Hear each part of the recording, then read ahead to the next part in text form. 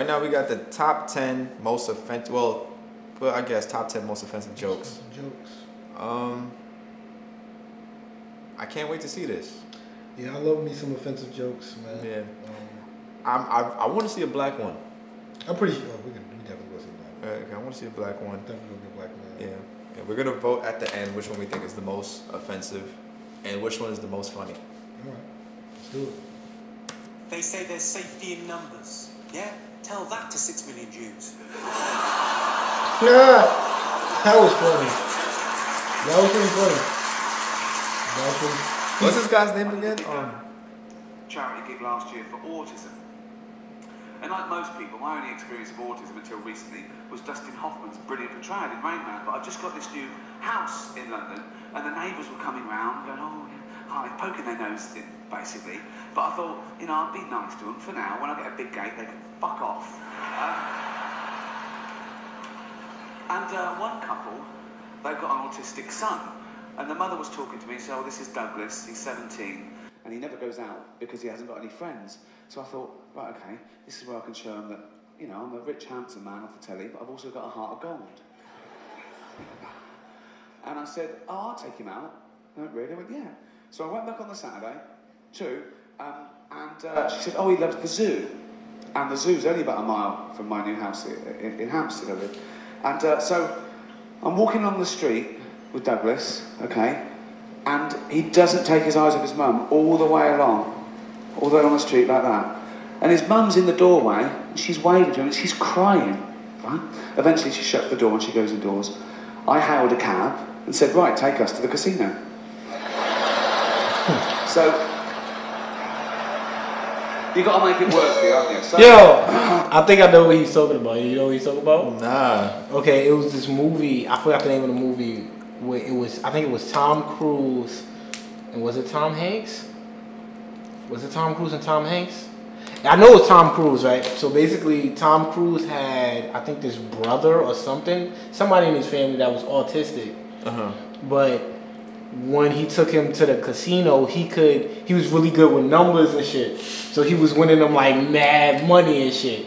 You know what I'm saying? So I think I'm guessing that's what he's referring to. God. He's referring to that movie. I forgot the name of that fucking movie.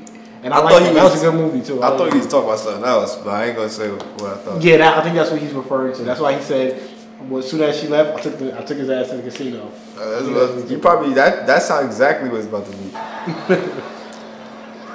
I signed him in. He had a little suit on and everything. I thought, this is Yep, this is that. Yep. I went straight to the blackjack table. That's their best one. I don't know why. They're brilliant at that.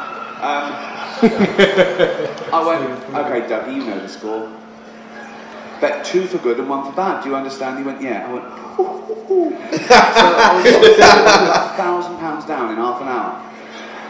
And I went, sorry, Douglas, do that thing, count the cards, do that thing. Tell me when there's a good card coming, tell me bet 2 for good. Do you understand? He went, yeah. So I was another £1,000 down. I thought, what sort of an autistic? So I was confused. I threw some toothpicks on the carpet. I said, how many? He went, I don't know. I said, there's 7. I can see there's 7 from here. Oh. Wow. Why did I get that one? Oh my God. So I took him back home and I said to the mother, there's been a mistake. He walks like Rain Man, but he's got none of that clever shit. Rain Man? Live in Greenford. I live at home with my mum still. Thank you for that judgmental silence. No, I like to get out of the way from the top, you know, because I've come to realise that, you know, some people do have a bit of an issue with the fact that I still live at home with my mum. I did a gig not too long ago where I got booed off stage for saying I live at home, right? I walked out, I went, hey guys, how you doing? My name's Nathan Caton. I'll tell you a bit about myself. I still live at home with my family. And as soon as I said it, the whole audience went, boo, boo. I said, all right, man, chill out, gosh. So last time I do a charity gig for an orphanage.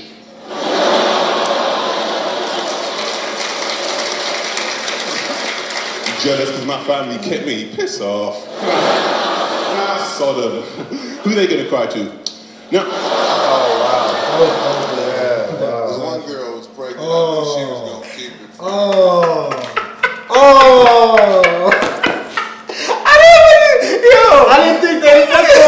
beforehand, and I know what joke they talking Oh my about. god, bro. And this joke is hilarious. Oh, as soon as I saw his face, bro. I already knew Oh it. my god.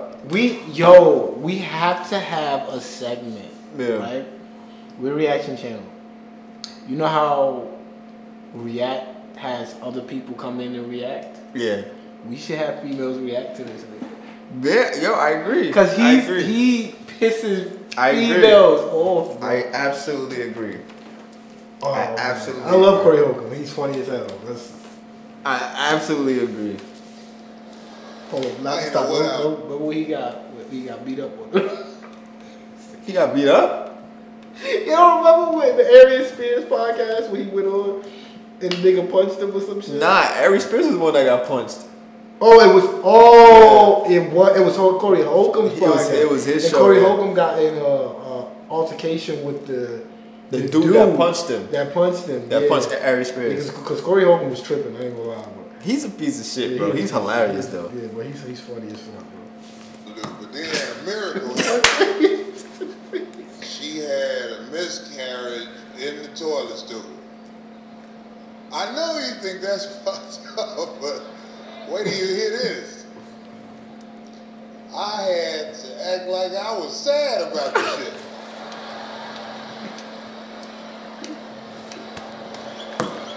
Nigga, I was at the stool like, not the baby.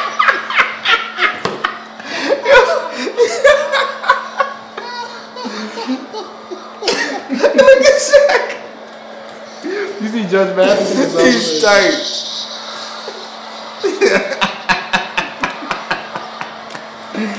Son, I love this, yo. My daddy, my little motherfucker, I don't know you shit. Son, I love this. If only Africa had more mosquito nets, then every year we could save millions of mosquitoes from dying needlessly of AIDS. I think I've seen this one. That was funny. Wow. What happened is your Whoopi Goldbergs of this world, when the accusations first came out, they were all like, oh, I don't know if I believe all these women. They're just trying to ruin his legacy or some bullshit like that. Because all these rapes happened in the 70s and the 80s. And they said, what took these women so long to come forward? It's a good question. I think it's because, as rapes go, they weren't the worst rapes now, were they? He never held them down and fucking raped them. He used to drug them and finger them a bit. And I've had worse Christmases with uncles. Tough. Have you ever heard about the people living underneath the subway? Yeah, Wait. mole people. Yeah. Is this Will? Is that Will Sasso? That's Chris D'Elia and Will Sasso used to be on Mad TV. I don't know if you like. You ever seen I like watch Mad TV. the Sopranos like skits they used to do? No. He used to do them. I I hope used that's to watch Mad TV a little bit. I wasn't really a big fan of Mad TV like that. But I used to love that shit as a kid because it was like taboo to me. Like when I was Yeah. like, oh, they cursing and shit. Right, like right, you know what I'm saying? So I love Mad TV. In New York, there's people in the There's a whole community. Yeah, there's different subway tunnels that the trains don't go down anymore. Yep. So a lot of people who are homeless have set up these cardboard cities down there. What they deserve. And it's pitch black. Huh? Dude. Hey. Well, It's not what. No. He said it's pitch black. Oh, because they in the Yeah, he was like, wait, hold on a second. okay. They never stop, and there's no reason for them to stop. You know why? Because you can't hit them. That's what it is. Think about that. Bill There's Burr had a point no on this stuff. physical ramifications for being an asshole when you're a woman. Do you know how much of a dick I would be if it was socially unacceptable to kick the shit out of me? Carl, any more? I'll tell that story that you were telling me about your dad when he was driving. Well, it's just that you were talking about. Well, I mentioned Forrest Gump. Yeah. And the Forrest Gump types. When my dad was when he was a taxi driver. Yeah. You used to have to sort of do your bit for the local area. Oh God. By taking the Forrest Gump people to Blackpool. Yeah. Is that what they're called now, the Forrest Gump people? Is that what the organisations that support them are? A minibus with life is a box of chocolates.com. Well, Forrest Gump type. It must be, so you work with these people. It was, for people with learning difficulties. And they used to get 5. Coming home must have been a busman's holiday. Kind of like Wilbur. So he got 5 of them in the cab. Yeah. And he had to go to Blackpool, and 4 of them were really good, you know, behaving themselves, didn't mess about, weren't fighting and stuff, but there was one who was just causing loads of trouble and he couldn't control him. And what you've got to be able to do with people like that, you don't want them to get stressed out because it's not good for them. It stresses them out, and you could end up with a bit... Thanks, Dr. Carl. You could end up with a bit of a riot on your hands. So he thought, I'll nip this one in the bud right now. And he pulled up just on the outskirts of Blackpool, and he took the one out that was causing problems and put it in a wheelie bin. I'm sorry, I apologise. He did what? He did it. Like, I'm really... Alright, do you think that the person that made this video is from Europe? Because there's a lot of European guys here. I don't know. Maybe it's because they're... I don't know. Maybe because... Maybe they have more of a taste for... they address it more, like controversial stuff. Probably. You know, America has a lot of cancel culture. I don't know how it is in Europe. Yeah. Maybe it's not as much. Yeah. In like Europe. Because I feel like there's some American guys that just went like ape shit and just No, violated. it has been. But after cancel culture, people started like dialing back a little bit, which is sad. But okay, so I got a story, right? So when I went to I used to live in Georgia for 4 years. So from about 5th grade to like freshman year of high school, right? And I came back to New York in freshman year of high school. But when I was in middle school in Georgia, I used to go to this school. I think it was Conyers Middle or something like that. And it was this badass, like super bad chick, right? Yeah. But she had autism. She had autism.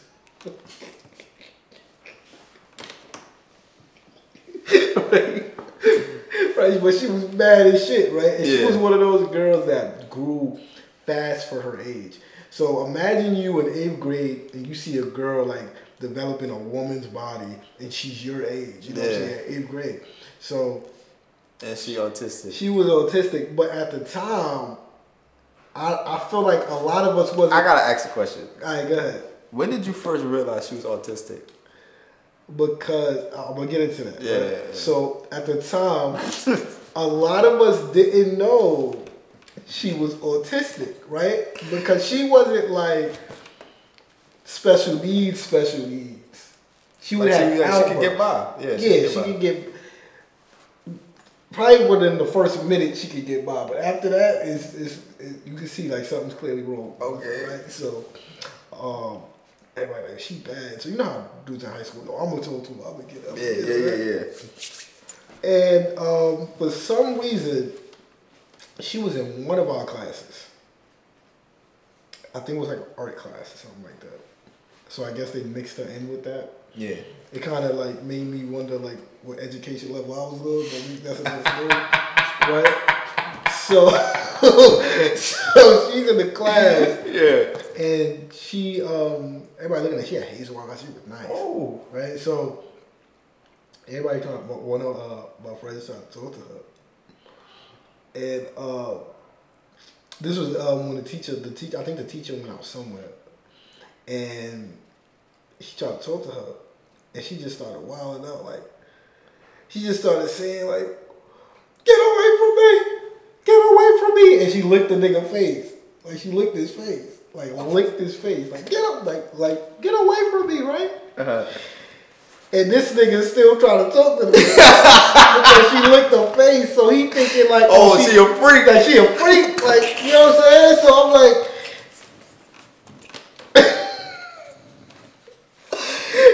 he probably went to his bed like, yeah, you know, I got it like that. So the next day, she can't keep her mouth off of me. Yeah, so he's wilding. The teacher come back and go, what's going on? Next school out or whatever. So he's like, we the rest of us is like, nah, something wrong with her, right? Yeah. But he thinking like that's his girlfriend and shit. The very next day, Shorty came out of the class with the rest of the people, and like they was in line. So they came out like the way it looked. It was the funniest shit I could ever see, right? Because they was in line, but they was all doing different movements.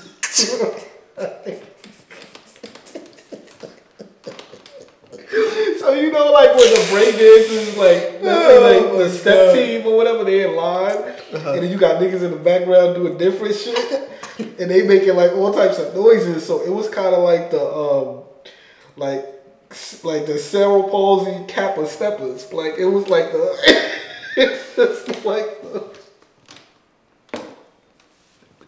autistic mega ha ha ha. It was like one of those types. And she was in the front of the line, and niggas was like, "Oh." And that's what y'all realized. Yeah, but niggas still trying to fuck her. I ain't go front niggas though. Still trying to, bro. But of the others, that's crazy. He was having a good time. He thought it was one of the rides.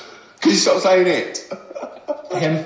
Yeah. He was having a good time, and once he calmed down, my dad went back and picked him up, and he was fine. He had a good time. You left him in there the whole time the others were in Blackpool? No, he left him there, not the whole day, probably about an hour and a half. In a wheelie bin? In a wheelie bin. Why couldn't he get out? Because, like, his arms were trapped on the thing. Some of those... What, he tied him up? No, do you know, like, because he was a big fella, and, like, he managed to get him in so his arms were down the side like that, so he was a bit trapped. Wasn't he screaming and crying and stuff? He was making a bit of noise, but... do you know what I mean? What you feel so right? They actually make it more funny. He's brought up because of Forrest Gump. Did his family know about this? Is this the first time they'd have heard about this? He didn't get asked to do it again. Oh man. Yeah, they actually make it. They actually does make the story a little bit funny. Yeah. Which one do you think was the most offensive and funny, or funny? The most offensive would probably, I'm saying like what I think how Pete the Masters would take it is the Jewish joke, the very first one. The one I found the funniest is the Corey Holcomb one still. Yeah, I agree with the Corey Holcomb was absolutely the funniest. That is the funniest. I think the most offensive one was yeah, it has to be the Jewish one. Yeah. It had to be the Jewish one. Because, like, you say something about them, you get shut down, like, crazy. And, that was the Holocaust. That's a big thing. So. Yeah. It had to be the Jewish one. Yeah, he brave for that one. What's his name again? Jimmy Carr, I think. Shout out Jimmy Carr, man. Yeah. Highlight your boys, man. Comment which one you think was the funniest, which one was the most offensive, and would you smash an autistic woman?